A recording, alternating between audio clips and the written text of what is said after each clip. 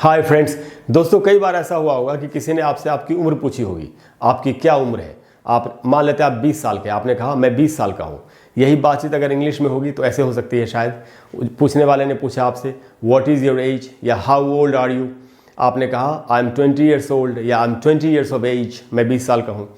अच्छा दोस्तों, जब आपने कहा I am 20 years of age तो ये एक बड़ा ही साधारण सा वाक्य है।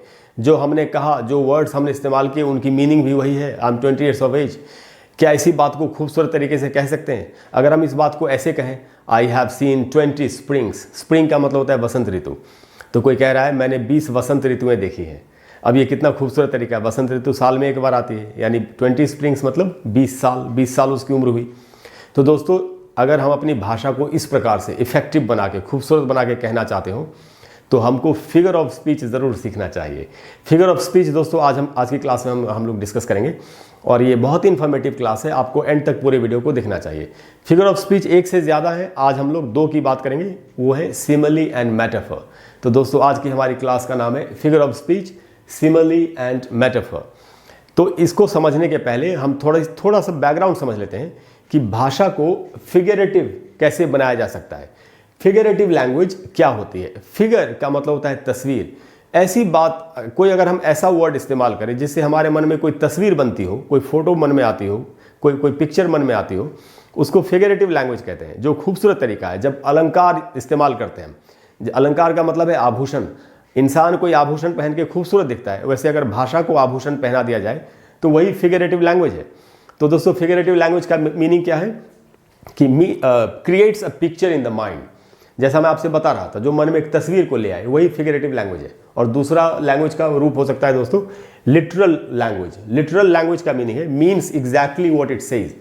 जब हम कह रहे हैं कि I am 20 years of age तो वो लिटरल लैंग्वेज है। जब हम कह रहे हैं आई हैव सीन 20 स्प्रिंग्स तो वो फिगरेटिव लैंग्वेज है। एक आध एग्जाम्पल और बताया मैंने, मैं आपको बताता हूँ। जैसे कोई तेजी से दौड़ा था कभी, तो उसके लिए कहा गया ही रैन फास्ट।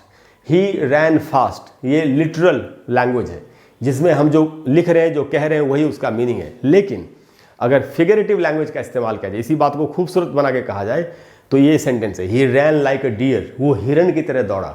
अब जैसे हमने कहा हिरन की तरह दौड़ा तो मन में हिरन की तस्वीर आ गई। हिरन दौड़ता भी बहुत तेजी से, तो इसका मतलब क्या, वो बहुत तेजी से दौड़ा। मीनिंग दोनों का एक ही है, लेकिन कहने का तरीका अलग है। इस यहाँ खूबसूरत, इफेक्टिव, दमदार, जानदार बनाया गया भाषा को, तो ये फिगरेटिव लैंग्वेज है। तो सिमिली एंड मेटाफर का इस्तेमाल इसीलिए होता है कि भाषा को जानदार बनाया जा सके, इफेक्टिव बनाया जा सके और खूबसूरत बनाया जा सके। सिमिली एंड मेटाफर जितने भी एक्चुअली फिगर ऑफ स्पीच हैं, इनका इस्तेमाल फिल्म्स में, लिटरेचर में, म्यूजिक में, सॉन्ग्स में बहुत ज़्यादा होता है। तो दोस्तों, हम एक एक करके सीखेंगे कि सिमिली क्या होता है और मेटाफर क्या होता है, दोनों में अंतर क्या है, ये समझना सबसे ज़्यादा ज़रूरी है, जिससे कि हमारी कन्फ्यूजन हमेशा के लिए ख़त्म हो सके। तो दोस्तों, ये है इसकी स्पेलिंग SIMILE, और इसका जो प्रोनाउंसिएशन है वो हमको ज़रूर सीखना चाहिए। वो लिखा है मैंने यहाँ पर, वो है सिमली। म के बाद आधा अ है, यानी म पर थोड़ा सा रुकना है आपको। सिमली, सिमली, इस प्रकार से पढ़ेंगे। तो दोस्तों, सिमली क्या होता है, इसकी हम एक छोटा सा डेफिनेशन है, वो मैं आपको बताता हूँ। वो है अ फिगर ऑफ स्पीच। ये एक ऐसा फिगर ऑफ स्पीच है दैट सेज, जो बताता है that one thing is like another different thing. Simile एक ऐसी चीज है जो हमको ये बताती है कि कोई एक चीज किसी दूसरी चीज की तरह है, जो बिल्कुल अलग है, कि उसके जैसा है। ये इन दोनों का इस्तेमाल कंपैरिजन करने के लिए होता है। ये मैं आपको पहले बता दूं। तुलना जब हम करते हैं, जैसे यहां भी एक तुलना की गई ना, ही रैन लाइक अ डियर।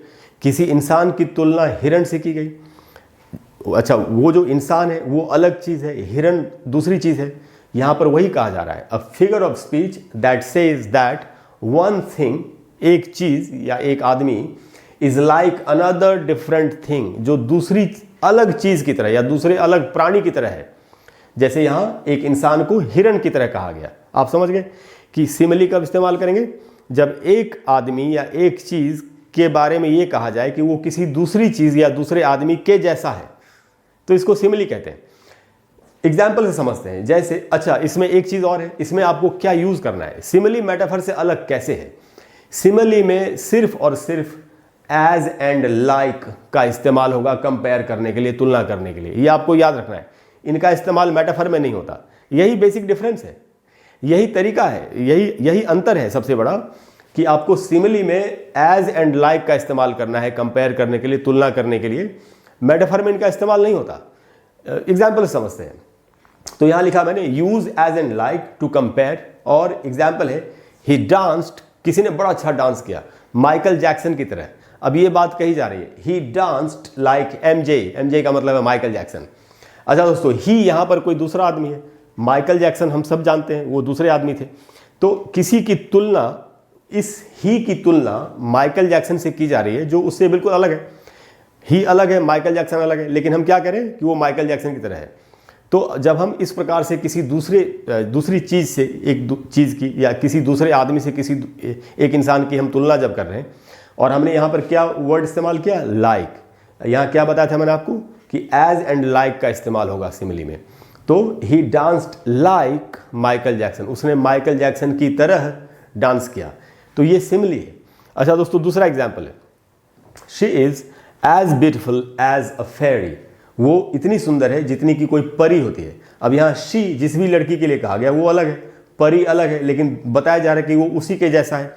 क्या डेफिनेशन था सिमिली का, a figure of speech that says that one thing is like another different thing, कि किसी दूसरी चीज या दूसरे प्राणी की तरह अगर कोई हो, इसी बात को सिमिली बताता है कंपेयर करने के लिए, तुलना करने के लिए। और एज और लाइक का इस्तेमाल होता है। मैं बार बार बोल रहा हूं कि क्यों, जिससे कि आपको आपके दिमाग में सेट हो जाए कि क्या है सिमिली, आपको याद हो जाए हमेशा के लिए। तो यहाँ क्या कहा गया, she is as beautiful as a fairy, वो इतनी सुंदर है जितनी कोई परी होती है। दोनों अलग अलग इंसान हैं, लेकिन दोनों में तुलना की जा रही है। और हमने क्या वर्ड यूज किया यहाँ पर, एज का इस्तेमाल किया।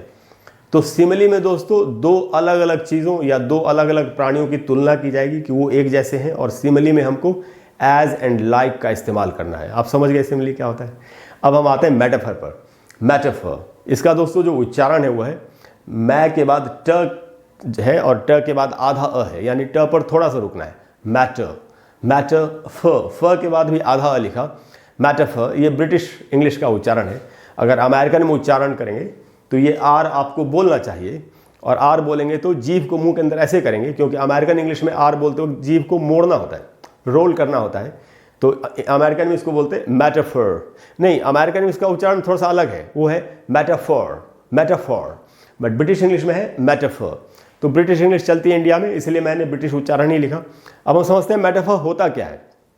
तो मेटाफर के बारे में कहा गया दोस्तों, a figure of speech that says one thing is another different thing.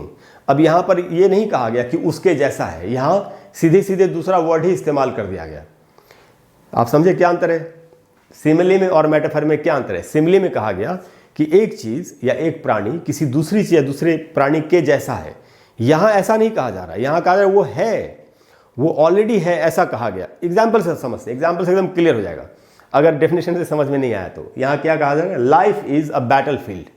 अब अंतर को समझना है, यहां क्या कहा गया, life is a battle field, जीवन जो है वो युद्ध का मैदान है, ऐसा वो हमारा वाक्य है। ऐसा नहीं कहा जा रहा जीवन युद्ध के मैदान जैसा है, life is like a battle field, ऐसा नहीं कहा जा रहा। एज एंड लाइक का इस्तेमाल मेटाफर में नहीं होता, सीधे सीधे उसके लिए दूसरा वर्ड इस्तेमाल, जैसे हम बोलते हैं ना, अरे वो तो राक्षस है, बोलते हैं ना, हमने ये तो नहीं कहा वो तो राक्षस के जैसा है।